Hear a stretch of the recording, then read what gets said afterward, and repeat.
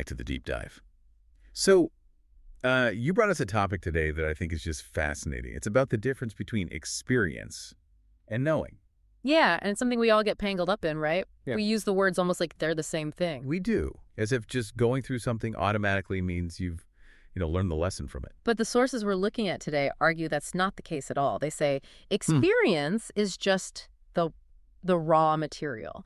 Knowing is what you actively build from it. It's a refined product. Exactly. And if we mix them up, we just miss so many opportunities for growth. So our mission today is to unpack that difference. We're going to look at 3 ways people extract knowledge and define what the sources call the degree of knowing. Okay, so let's start with the basics then. How do the sources draw that first fundamental line between the two? Well, they frame experience as something passive. It's, observation or just being in a situation.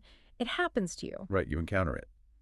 But knowing, Right. that's different. Knowing is totally different. It's active. It means you actually have knowledge you can use. You have a skill, a competence.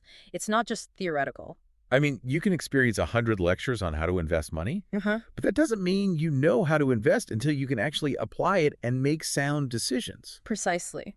And I think the biggest insight here really is that the exact same experience can lead to completely different levels of knowing. Oh, absolutely. 2 people go through the same crisis. One is broken by it, the other is made stronger. The event was the same. So the variable isn't the event. It's the process of extraction, the Yeah. quality of the lesson you pull from it. And there's this fantastic teaching story in the sources that illustrates this perfectly. A parable about 3 brothers. This is where it gets really interesting, moving from the theory to, a real story. Mm-hmm. So let's set the scene. Okay, so you have 3 brothers. They're wealthy, they've lived a pretty sheltered life, and they decide it's time to leave home and see the world. They head to the city, pockets full of cash, ready for an adventure. And they do exactly what you'd expect. They spend wildly, they attract a lot of opportunistic friends, and before they know it, they're broke. And the friends disappear? The second the money's gone, yeah. They're thrown out on the street, they're starving, and eventually they all have to return home. So they all shared the exact same really devastating experience. But, and this is the key, they came to 3 totally different conclusions. Let's start with brother number 1. His tool for analysis was emotion. Purely emotion. Yeah. His takeaway was built on bitterness, on the pain of disappointment and betrayal. For him, the lesson was simple. People are cruel. People are cruel, life is harsh, and the only smart thing to do is to pull back, to withdraw from everyone, to avoid getting hurt again. It's a lesson of pure self-protection. Okay, so that's the emotional reaction. Brother number 2 was a bit different, more rational. Much more rational. He also felt the disappointment, of course, but his mind started analyzing the situation. He looked at the people who'd taken advantage of him. And he saw a pattern. He saw a pattern. He realized a lot of them weren't just evil, they were caught up in a lifestyle themselves. But he also recognized the existence of what the sources call sharks. The predators. The predators, yeah, the ones who are always looking for the weak and the unprepared. So his logical conclusion was that society needs to be protected from these sharks. So his knowing led him to a sort of social mission. A noble goal, right? To fight the bad guys and protect the innocent. It is a noble goal. But hold on, because this is a really crucial point the sources make. His focus is entirely external. Wait, explain that. I mean, helping others, fighting injustice? That sounds like a pretty high degree of knowing. Why is that still considered limited? That's a great question. And it's because his focus is on changing the world, on fighting the other guy. It doesn't require him to fundamentally change himself. I see. So he's treating the symptom, the sharks, but not the root cause. Exactly. He's not asking, why was I vulnerable to sharks in the first place? And that question is precisely where the 3rd brother starts. Okay, so the 3rd brother, he saw the same sharks, felt the same pain. But he didn't stop there. He went deeper, and most importantly, he turned his investigation inward. He started with himself. He stopped playing the blame game. He did. He looked at his own choices and realized, my own actions paved this path. Leaving home without a clear purpose, without any real preparation or wisdom, that's what made him easy prey. The knowledge he gained was self-awareness. Transformative self-awareness. He understood that, yes, sharks exist, but with better preparation and a clear sense of purpose, he could have seen them coming. He could have avoided them. So his resolution wasn't about fighting or withdrawing. No, it was about defining his own life's purpose preparing himself for the world, and, crucially, resolving to be mindful so he wouldn't carelessly cause that same kind of suffering for someone else. Yeah, it's a completely different level. He's moved from self-protection to self-mastery and, like, universal responsibility. And to get there, he had to use a different tool. The first two brothers were using tools linked to the body. Well, emotion is tied to our feelings, our bodily sensations, and the rational intellect is tied to the brain. Both are essential, but their primary job is to protect the physical organism. Avoid pain, avoid loss, avoid being wrong. Exactly. But the lessons the third brother learned were about purpose, meaning, wisdom, things that go beyond just bodily preservation. For that, you need a different analytical tool. And this is where the sources bring in the idea of the spirit. Right. And you can call it whatever you want. Spirit, higher self, deep conscience. The point is, it's that part of us that is seeking a different kind of lesson. A lesson not for the body, but for itself.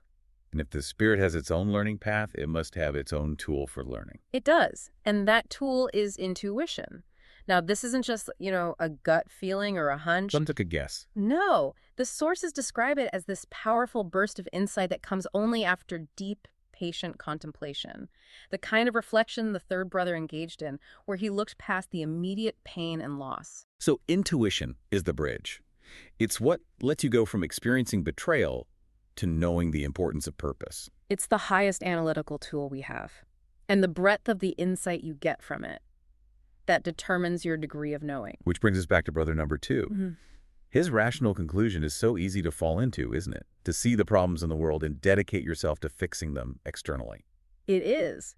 But the sources argue that without that third level work, that internal preparation, even the best intentions can fall short. If you haven't mastered yourself, your attempts to fix the world will always be restricted. That makes the analogy of spiritual sharks so much clearer. You see people jump into deep spiritual work or even just intense political movements with all this passion but no real foundation. And they get consumed, they're hit with betrayal or confusion or disappointment, the spiritual sharks, and they react with those same limited tools. They either recoil in suspicion, like Brother 1, and lose all their faith. Or they become fixated on fighting the corruption, on arguing about dogma, on disputing the whole thing. Like Brother 2, it's a cycle of reaction, not growth. So let's get to the most critical part. If the highest knowing happens in the spirit, using intuition, how do we know if we're on the right track? How can we measure if the knowledge we're applying is actually correct? The sources give a test for this, a very simple but staggering test. The proof is in the application. Okay. If the knowledge being applied is truly correct from that highest degree of knowing, it will always, invariably, promote peace and harmony among people. Wait, hold on. You're saying the ultimate metric is a harmony test. That's it. So any activity, political, religious, social, whatever, no matter how noble it sounds, if the end result is more division, more disharmony, more distrust, Then the knowledge behind that action is by definition restricted and inferior. The intent doesn't matter. The outcome reveals the degree of knowing. that is powerful. It's so simple. It cuts through all the complex arguments and just says, look at the result. Does it create peace or does it create conflict? It's a powerful tool for self-assessment because it confirms the limitation of Brother 2. His desire to fight the sharks could very easily create more conflict, while Brother 3's quiet commitment to self-mastery and mindful action actually promotes harmony. And that kind of deep reflection is so necessary. It is, because the sources even admit that today the interpretations of so many sacred teachings are they're confusing.